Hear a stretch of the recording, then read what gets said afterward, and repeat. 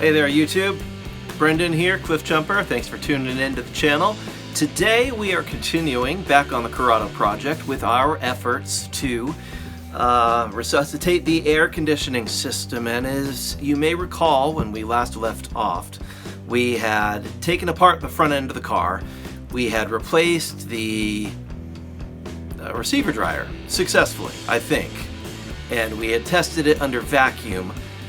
So now we need to take it to a shop to have them test it under pressure. That of course means we need to put the front end of the car back together. So this video is going to be about putting the front end of a Corrado back together if you've had it apart. I'm going to kind of go step by step through all of that. So I hope you find it informative, and if not, at least mildly amusing as we go through getting the car all back together. And the goal is by the end of our time together here that we will have the Corrado put together and ready to at least drive up to the shop where they're going to test the AC, and we'll see where we go from. If everything works out well, then they can fill it and hopefully it holds pressure and we have working AC. And if not, well, you know, it's a Corrado, so who knows? What could possibly go wrong, right? All right, so we're gonna put together the Corrado front end right now. How hard could it possibly be? Oh, before I forget, I did want to let you all know about something. A few people have asked about the illustration that I have for my Corrado that we've been using for our Cliffjumper Cars logo. That illustration was done for me by forgedrides.com. And for at least a little bit of time right now, if you would like to have them take a picture of your favorite vehicle and turn it into a really cool illustration that you can then have printed on posters or coffee mugs or t-shirts or whatever you want, follow the link in the description and you'll get a 20% discount for you know, following my channel. So thank you Forged Rides for providing a really amazing logo and illustration of my car. I love it, and I encourage the rest of you, if you want some cool garage art of your ride, definitely check them out. And all right, let's get to working on the car. Thanks.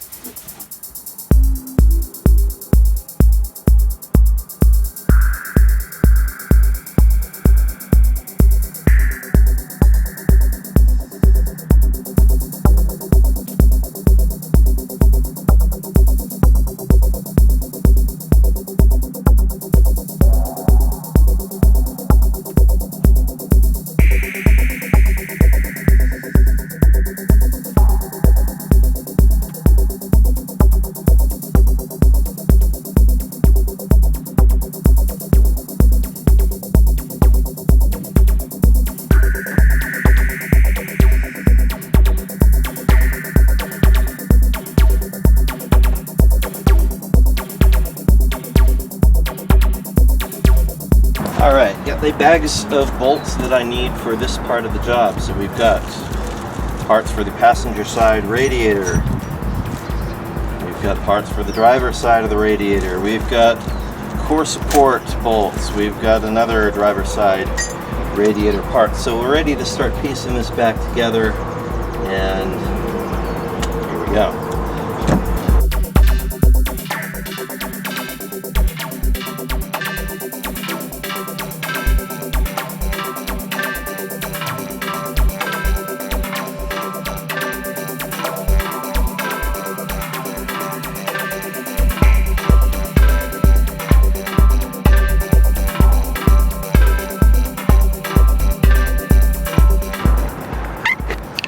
If you ever have to take the radiator off of a Corrado, these bolts are really easy to miss. Even if you've got the Bentley manual and you're thinking about it, right underneath here, there's this bolt, little nut holds it in place, secures the radiator from underneath. So you might undo all the stuff up top, think you're ready to lift it out, but no, it's not going anywhere. And that would be the reason. There's one on the other side as well, which is right here. So those guys have to go back on in our case. Yeah, let's see, everything else looks pretty okay. A lot of nasty dirty stuff from just sitting out here for a while I've been working on it, but I'll clean all that out.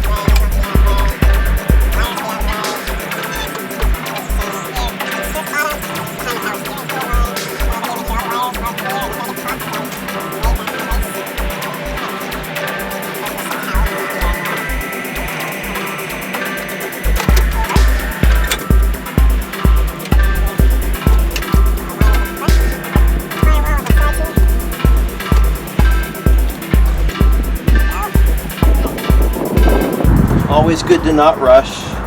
Take your time, make sure that stuff is lined up and in place where you want it to be before you start bolting things in. Otherwise you end up having to undo your work and go back. I just realized that there's some untreated metal in here that I'm going to hit real quick with some paint so that it doesn't rust on me later. Alright, those who have been following me for a little while on other forms of social media may be aware that about a year and a half ago I had a crunch. Somebody drove into me as I was heading into the big SoCal Euro show, and that left some underlying damage. I fixed most of it. We've got a new fender, it's been freshly painted. We repaired the radiator core support, replaced the Euro light that was here, and underneath there's a little bit of crunchy crunch, which apparently when I was fixing it I did not paint these little offending areas. So I'm going to mask it off real quick, just hit it with some rust treatment.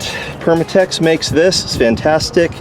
It kills rust, and then you can paint it. I highly recommend not just treating it and leaving it alone. So we're gonna hit it with some factory touch-up paint in there after I hit it with the Permatex rust treatment. But first I am going to move this radiator core support back out of the way so that we can get in there and cover up this bare metal, make sure it doesn't rust on us down the road.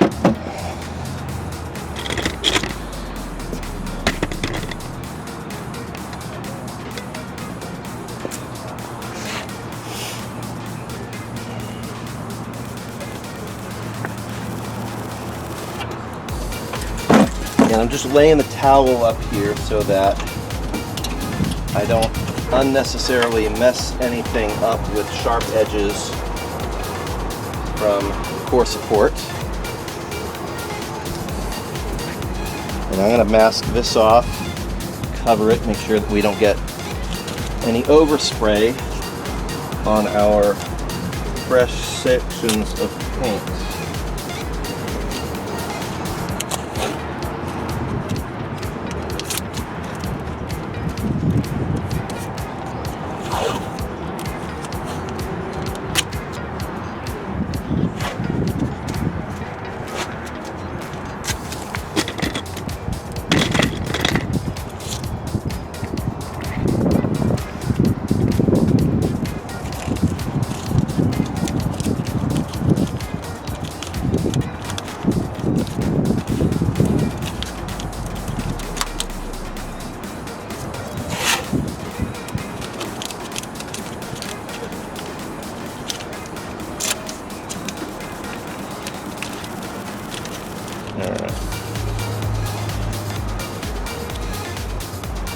Take advantage of this convenient towel and just use that, tape down in place, avoid overspray, and we're going to get that a little bit right there too.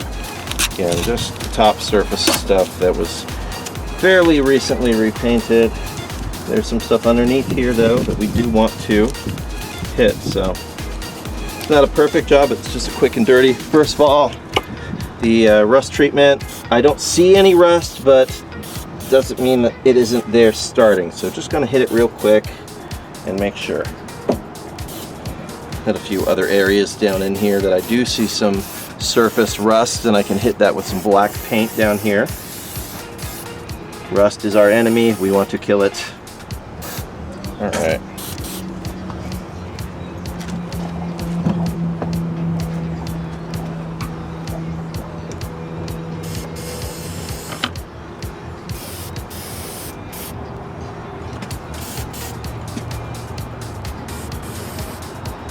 Alright, we'll just give that a couple of minutes. Does not take long for this stuff to dry. I say about 2 to 3 thin coats with 2 minutes drying time. So what we do is we can give it 2 minutes and then apply our color there just to seal it in place. If you don't do it right away, if you wait longer than 2 minutes, then you end up having to wait full 24 hours for it to cure. I don't really want to do that. So we're just gonna go ahead and hit it. Again, I just saw another spot I did not get. Just getting that. There we go. In about 2 minutes, we'll hit it with some color and that should seal it in. All right, it's been about 2 minutes. We're just gonna go ahead and hit it real quick. A few spots where I see some bare metal poking through there. We do not want there to be bare metal, so just quick hit here.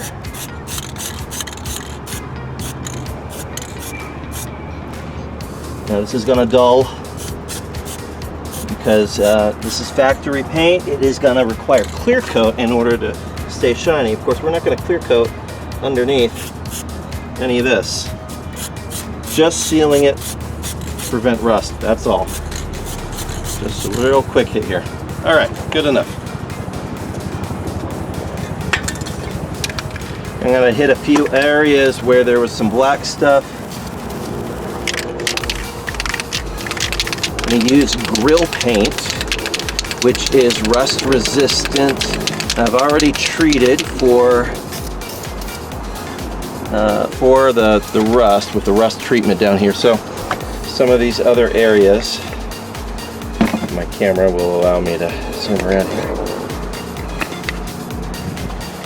So down here, it's just, you know, it's going to be hidden, so I'm not worried about how neat it is, but I'm just going to hit it with some of this grill paint. Just some of these areas where I hit it with the rust treatment and I don't want it to come back. So just a little thing here, right along there. There's some spots. Just sealing it in. Is this the best way to treat rust? No. Will it do the job for now? Yeah, absolutely. So just hitting a few of these problem spots before they get worse. And yeah, there we go. All right, that should be good for now for these weird little problem spots that we discovered. All right, now this time we are gonna put this all back together. Slip that in, put this out of the way, make sure all the wiring is out of the way. There's wiring here that's getting in the way. All right, that's gonna move. Just take our time, check back here. Don't want any pinched wires.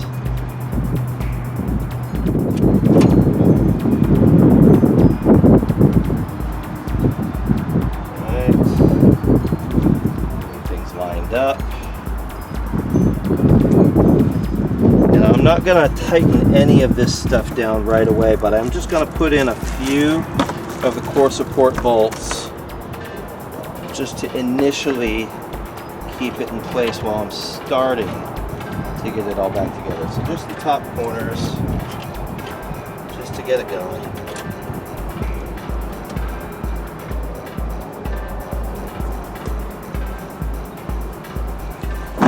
Woof, woof, woof. Now the last time I had this all apart, I made a few horrible mistakes putting it back together. One of them included smushing the hood cable into the radiator core support, and of course that made the hood cable not work at all, which was great. And so I'm going to make sure I avoid such difficulties is that. Make sure the hood support cable is fed nicely, and it is not. Okay, yeah.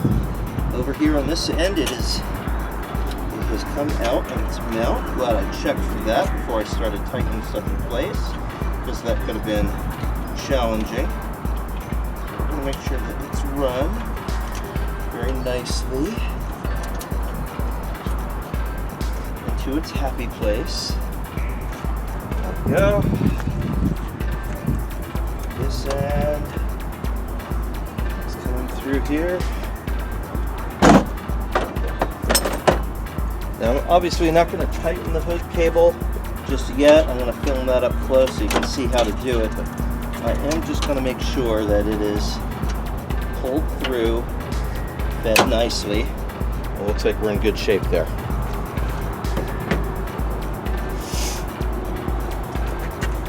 Also going to make sure that some of the electronics that need to be fed a particular way are in the places that they need to be, tucked in and not plugged into the wrong spot. So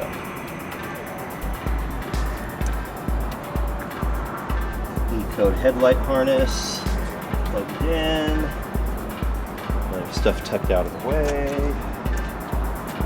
Here, make sure that none of the many small AC related cables are pinched, or the horn cable,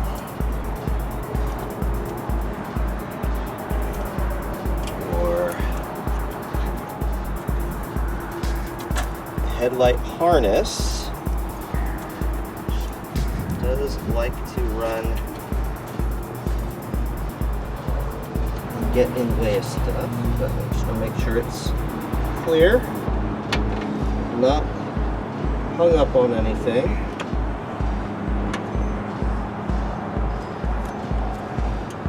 So that when we do things like pull the hood cable, it doesn't get squashed.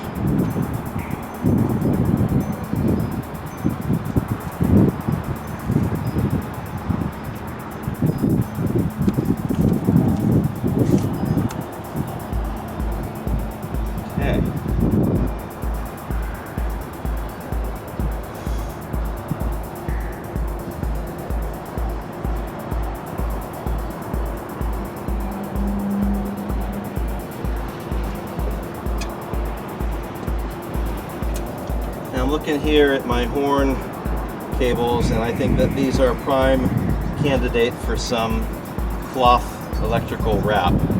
So they're not just hanging out here in space. I think I'm going to go ahead and do that. Blue one's going to go on top, red on the bottom. I'm going to go ahead and wrap these.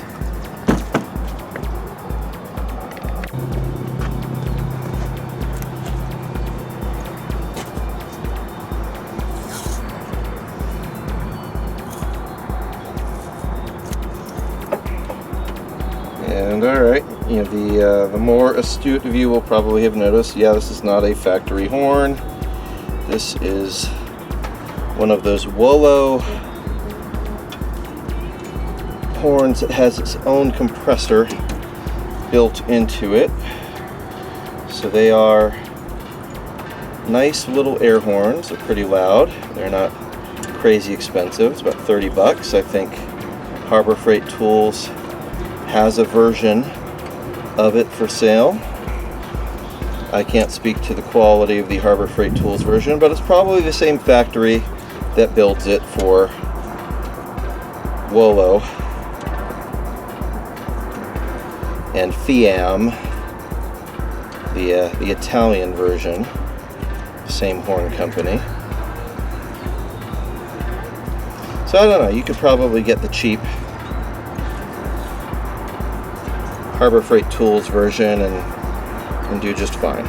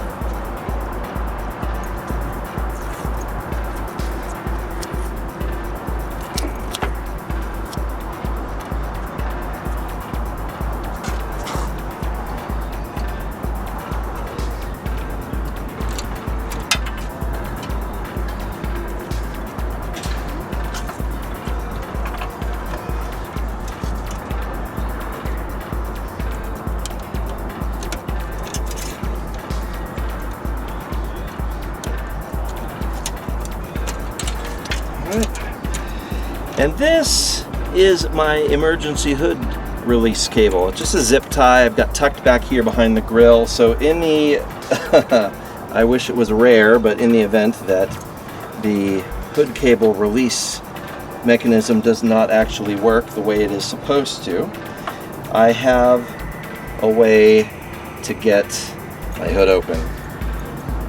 By yanking on this, pulls on the hood cable itself and pulls both of the horns toward one another. That's assuming that the hood cable release hasn't broken on the passenger side.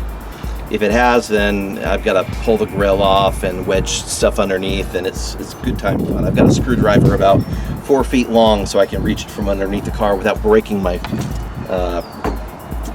grill, because I don't want to do that again. Alright, so this stuff is in place. I think ready to start bolting everything back in where it goes.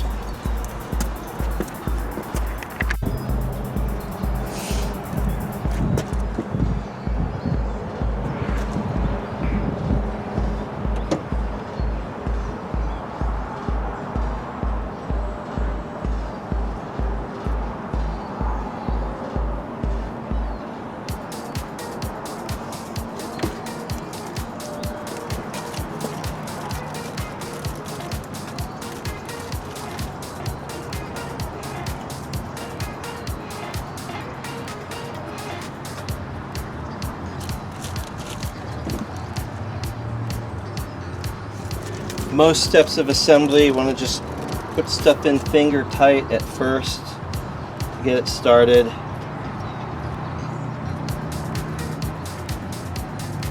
Before you snug everything down.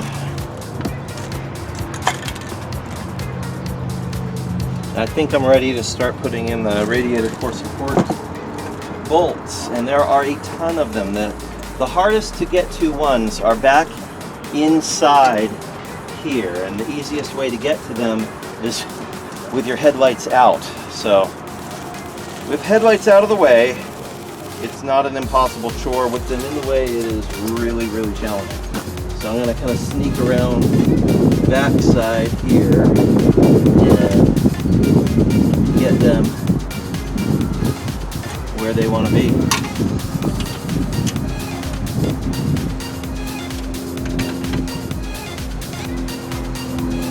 Long extension from up top to snug it down.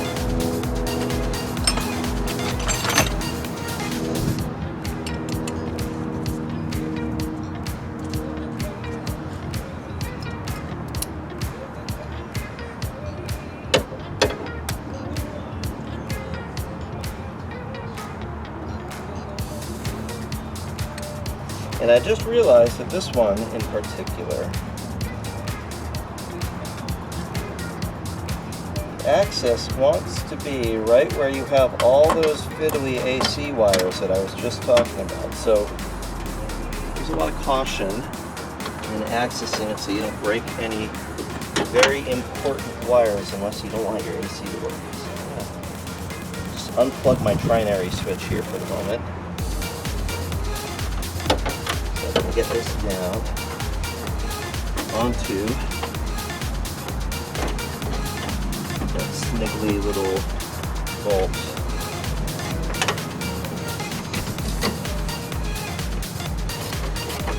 Keep an eye on it from this side. And Kung Fu Monkey Voodoo Death Grip level of tightening not required. Put my trinary switch back in. That's plugged in place. Great. Now I'm going to come over here to this one and same deal. It's all the way back inside here. This one's a lot easier to access. Gotta get that core support lined up. It's easiest to do these two bolts with all of the rest of the core support bolts loose or out completely.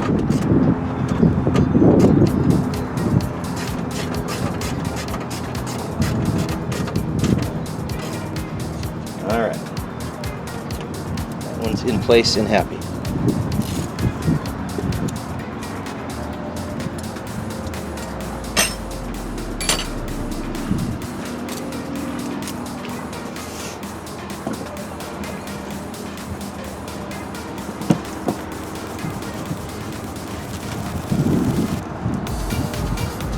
The rest of these are fairly straightforward.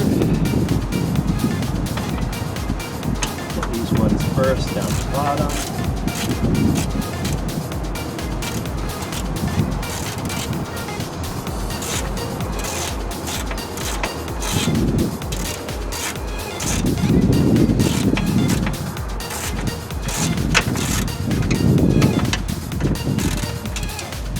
Some of these access a wobble bolt or a wobble on your extension is really helpful. Not absolutely necessary, but it can make it easier.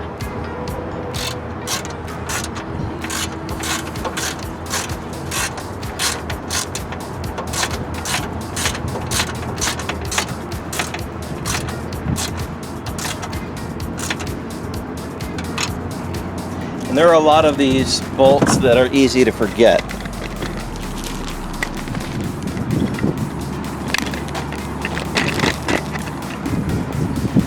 A lot of times folks forget the ones right under here, underneath this side here. Yeah, you want to hit all these bolts.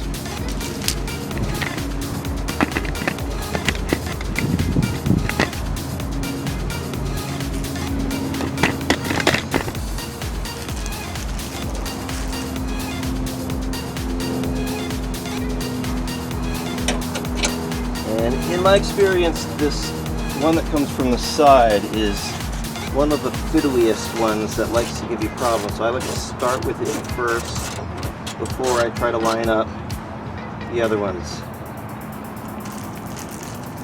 I'm going to hit the opposite side one as well.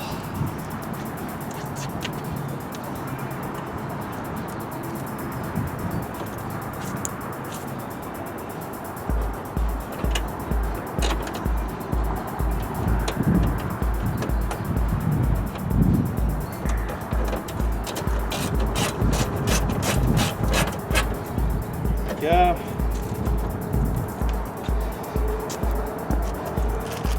And make sure everything's lined up the way I want it. I'm going to hit the top bolts and secure them before I go and do these ones underneath. So 2 more up here.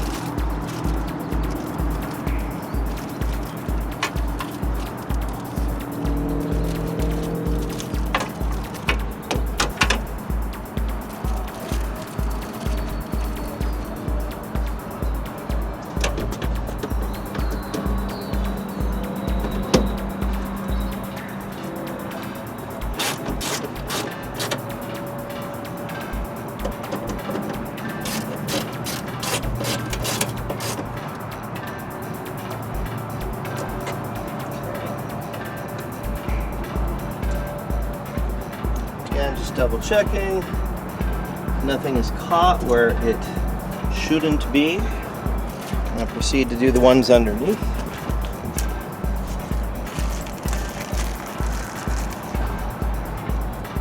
There's a couple on each side.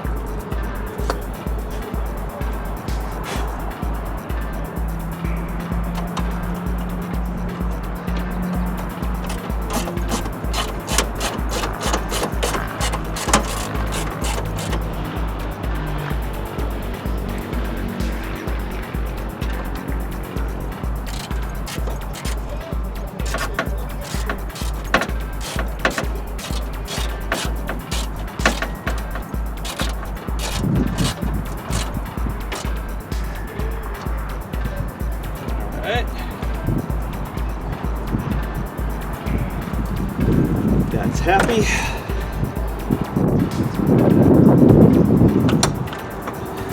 My oil cooler,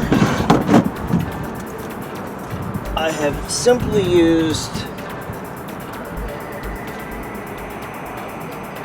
zip ties to secure it because that works.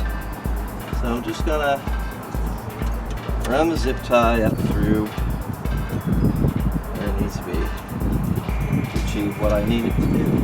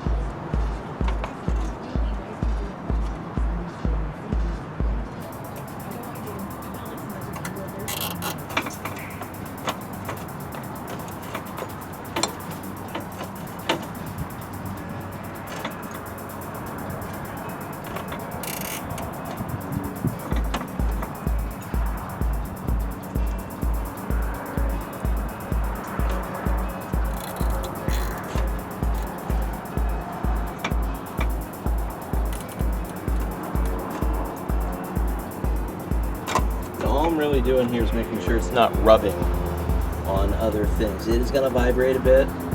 That's fine. I'm not concerned about that. I don't want the steel hose though rubbing on stuff where it is going to potentially get punctured or be sitting where it might get punctured by a bolt coming through here. So I'm going to secure this upward a bit over here. Means I need a couple more zip ties. I'm gonna go grab those. So for the zip tying the oil cooler to where it's gonna be not bouncing around on this end and just kind of hanging out, there's a convenient little hole here which I'm sure was used for constructing the Corrado, but it is not necessary now. So I'm just using it, put a little zip tie loop in one place, and I'll use another zip tie to it to hold this up and out of the way so that these hoses are not dragging and they're not going to get punctured by anything down there. So that would be the quick and easy fix here. Alright, we're going to go ahead and put the bumper back on now. So everything is back in place here with core support. Bumper should slide in fairly easily, and then there's a few bolts that need to go in underneath, around, put the headlights, fog lights, turn signals, side markers, all of that back in place.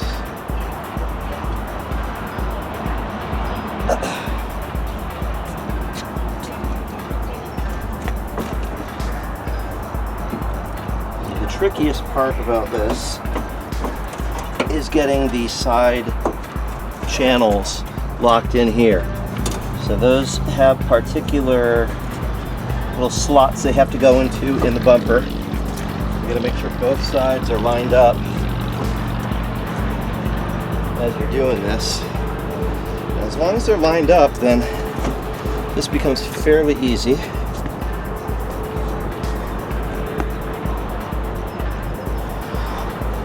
There is a matter of tucking in this trim panel along the side here. So this is easier done before the bumper is actually bolted in place. I'm going to go grab a plastic body piece, body tool to help with this so I don't scratch the paint, and that'll go on fairly quickly. Then there are 4 bolts underneath that actually secure the bumper in place, and then a variety of 10mm bolts that secure the front support and the chin spoiler in place.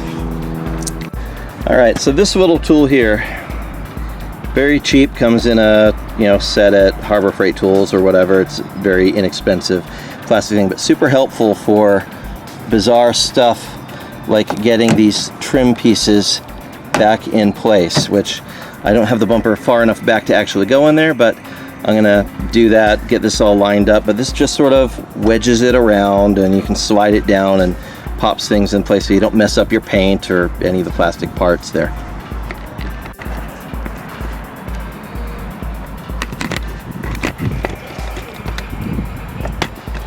All right, so we can get a good angle down on this. Okay, it'll stay in place. There we go. So this just got the bumper pushed in a little bit. That hooks around and just lets that piece go underneath, theoretically. I didn't get it wedged all the way though, so I want to get that all the way under there. There we go. I have an extra piece on mine that actually sandwiches around the bumper here. I may try to fit it back behind. Yeah, I'll go ahead and do that.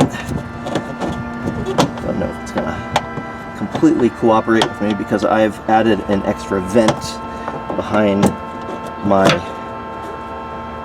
bumper for an auxiliary radiator from a more modern VR6 motor that has those. So with that, this may not all neatly slide under the bumper, but it might if I convince it. Yeah. There we go. Alright. There. Looks like that top sandwich layer is just going to want to hang out there, and that's fine. It's going to do what it's going to do. So I'm not going to fight that. The lower piece is the original factory trim piece that is behind the bumper. This is good enough. Next thing I'm going to want to do is to pass through the wiring for the headlights and the fog lights and the turn signals that have to kind of get snaked through the little pass through there, under the car, and through this hole here. So it's not too hard, but you want to do that before you put headlights and fog lights in place, or again, it's going to be really difficult afterwards. With the fog lights, you actually have to snake the stuff up from underneath, up through the pass-through. So I'll start with that, and then we'll get the headlights and all this situated. And then lastly, we will install the support on the bottom and the chin spoiler. I'll be putting on the spoon-fed tuning 90mm chin spoiler because I intend driving this car a little bit, and it will save me when I go down driveways, and my normal Riger spoiler would totally scrape the ground. Also worth noting that the side markers, to get these back through, it's way easier without any of this stuff installed. So the electronic connector is going to be hanging down underneath, and you can just get underneath the car and fish it back up so it's sticking out of here. That way you can just grab it and plug in your side markers rather than having to deal with it later. So as I'm fishing this stuff up, I'm going to do that too. And then on the other side of the car, I'll get to it in a minute, but there is a, I'm going to start with my side marker. So the side marker is just going to come right up, pop out the side there. So it's hanging out, it's happy, I can access it. The turn signal, I need to fish through this little hole here. You can probably see it popping through on this side, and that will make it happy. The other thing I have to do is when I put my my fog light in place, I gotta fish that up through the top. So I'm gonna go ahead and get this place. You notice I have the old Rally lenses, and they have been broken, so I'm planning to replace those fairly soon, but that's a project for another day. So anyway, let's see here. What I'm gonna do is start to fish this through first. So I'll take the cable, pass it through here, take up the slack, and as I wedge fog light back in there. Make sure that all the slack is taken up. It's way easier to do this with both hands. I'm going to put the camera down in a second. But I'm just pulling that through.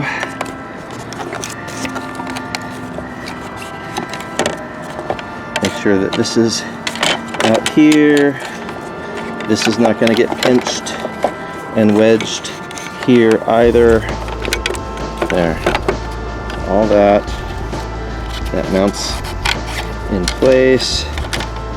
Alright, so then this is going to fish through the same hole, and then from the other side I'm going to fish it up into the compartment here.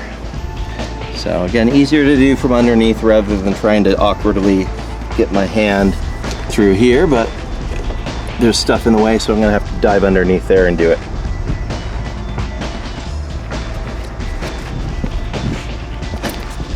Alright, so here we go.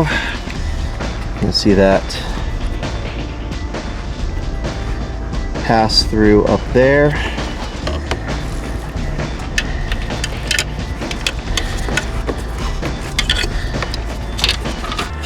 Try to get that aimed up there. My factory horn is in the way, so it's just not the easiest thing, but I'll just take a minute, get it fished there and pass through. Got it. So I've got that up there, now I can grab it.